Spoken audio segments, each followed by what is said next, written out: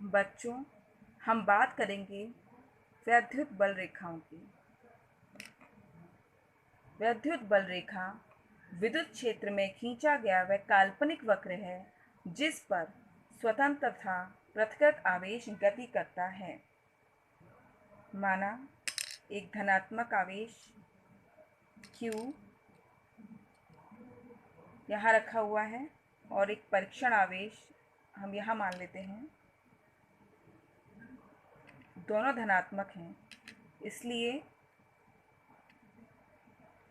प्रतिकर्षण का बल लगेगा इस पर बाहर की तरफ। अब यदि इस परीक्षण आवेश को हम यहाँ की जगह यहाँ रख लेते हैं,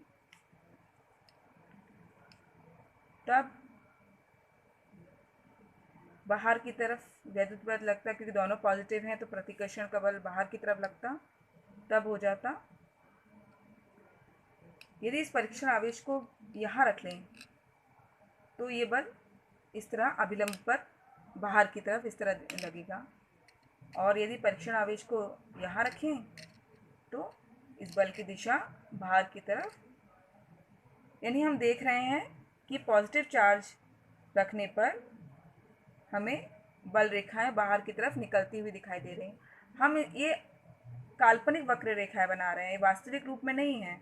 हम इनको काल्पनिक सोच रहे हैं कि हाँ ये पॉजिटिव है, ये भी पॉजिटिव है, तो वक्र रेखाएं कुछ इस तरह से होंगी। यदि इसी जगह पर हम यहाँ ऋणात्मक आवेश मान लें और यहाँ पर एक परीक्षण आवेश को रखें, तो आकर्षण बल के कारण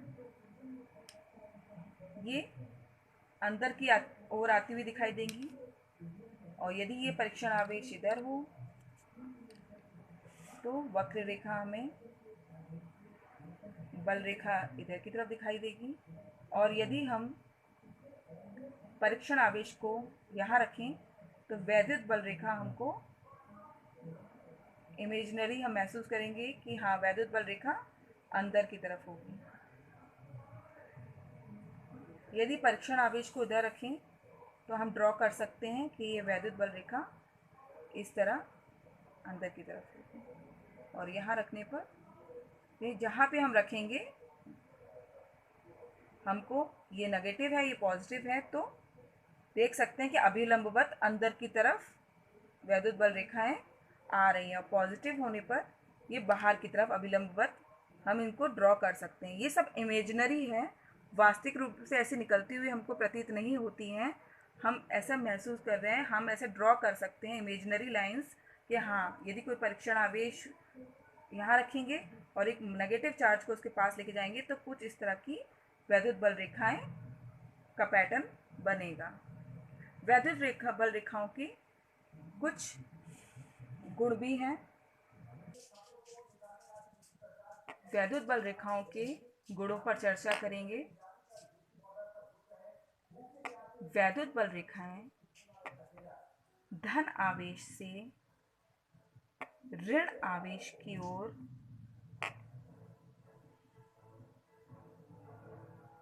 समाप्त होती हैं, यानी कि धन आवेश से स्टार्ट होती हैं और ऋण आवेश की ओर हम इनको देख रहे हैं कि ये जा रही हैं धन से ऋण की ओर। इसी तरह से और ड्रॉ करेंगे तो हम देखेंगे धन से ऋण की ओर ये यानी धन से ऋण की ओर जा रही हैं। और यदि हम इसका एकल आवेश, एकल धनावेश और एकल ऋण आवेश की बात करें तो हमने अभी देखा भी था कि एकल धनावेश के लिए वैद्युत बल रेखाएं अनंत पर समाप्त होती हैं, इस तरह से हमें जाती हुई प्रतीत होंगी। और ऋण आवेश के लिए हम देख रहे हैं कि वैद्युत बल रेखाएं अनंत से ऋण आवेश की ओर आती हुई प्रतीत होती हैं, यानी धन से ऋण की ओर जाएंगी और इस तरह के काल्पनिक वक्र हम बनाते जाएंगे तो बड़े बड़े वक्र हमको मिलते रहेंगे। और हम देख रहे हैं कि धन से जाती हैं, सिर्फ ऋणात्मक की और धनात्मक की बात करें, सिर्फ धन आवेश की हम बात करें तो धन आवेश से स्टार्ट होती हैं और अनंत तक जाती हैं। हम यहाँ कोई ऋणात्मक नहीं रखा है, यदि हम सिर्फ धन की बात करें तो धन से ये कहाँ के अभिलंबवत ऋण की ओर जाती हैं। और यदि हम एकल ऋण आवेश की बात करें तो हम देखेंगे अभिलंबवत अनंत से ऋण आवेश पे समाप्त होती हुई प्रतीत होंगी। वैद्युत बल रेखाओं का दूसरा गुण है कि वैद्युत बल रेखाएं एक खुला वक्र होती हैं, अर्थात ये बल रेखाएं धन से चलकर ऋण आवेश पर समाप्त होती हैं, अर्थात ऋण आवेश से धन की ओर वापस नहीं आ सकती, धन से सदैव ऋण आवेश की ओर चलती हैं। अब हम बात करेंगे, ये हो गया दूसरा पॉइंट। अब हम बात करेंगे तीसरे पॉइंट की। वैद्युत बल रेखाओं के किसी बिंदु पर खींची गई स्पर्श रेखा उस बिंदु पर वैद्युत क्षेत्र की दिशा को प्रदर्शित करती है। यदि हम माने कि ये एक वैद्युत बल रेखा है और इस पे कोई दो बिंदु हैं P और Q, ये हमने माना है। यदि मैं इस पर स्पर्श रेखाएं ड्रॉ करूं P बिंदु पर और यहाँ Q बिंदु पर स्पर्श रेखा P और Q को टच करती हुई, तो यह वैद्युत क्षेत्र को प्रदर्शित करती है। यानी कि यहाँ P पॉइंट है तो इसको मैं EP नाम दे देती हूँ, ये Q है तो इसको EQ, यानी वैद्युत क्षेत्र की दिशा बतलाती है। हम दोबारा बात करेंगे, वैद्युत बल रेखा के किसी बिंदु पर खींची गई स्पर्श रेखा उस बिंदु पर वैद्युत क्षेत्र की दिशा को प्रदर्शित करती है।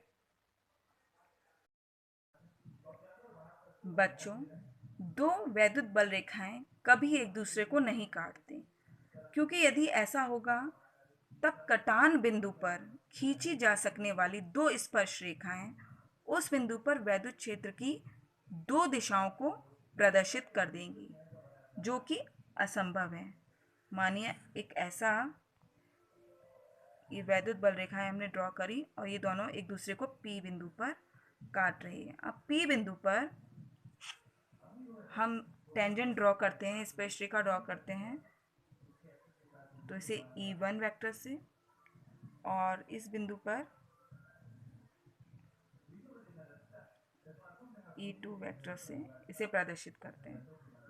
हम देखेंगे कि इस पर दो स्पर्श रेखाएं खींची जा सकती हैं, जो कि वैद्युत क्षेत्र की दो दिशाओं को प्रदर्शित कर रही हैं, जो कि असंभव है। अब हम बात करते हैं नेक्स्ट पॉइंट की। वैद्युत बल रेखाएं किसी चालक के पृष्ठ से अभिलंबवत उत्पन्न और अभिलंबवत ही समाप्त हो जाती हैं। यानी हम किसी एक सिंगल चार्ज की बात करें तो हम देखें वैद्युत बल रेखाएं किसी चालक के पृष्ठ से अभिलंबवत ही उत्पन्न होती हैं और अभिलंबवत ही उस पृष्ठ पे समाप्त हो जाती हैं। यानी पृष्ठ के अभिलंबवत, और देखेंगे यदि नेगेटिव चार्ज की बात करें तो हम देख रहे हैं कि यदि नेगेटिव सिरे पे जाएंगी तो अभिलंबवत ही ये समाप्त भी हो जाती हैं।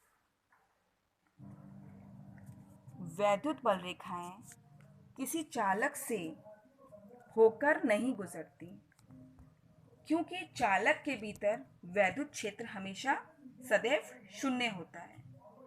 वैद्युत बल रेखाएं किसी स्थान पर उसके पृष्ठ घनत्व द्वारा प्रदर्शित होती हैं। किसी स्थान पर वैद्युत बल रेखाओं का पृष्ठ घनत्व उस स्थान पर वैद्युत क्षेत्र की तीव्रता को प्रदर्शित करता है।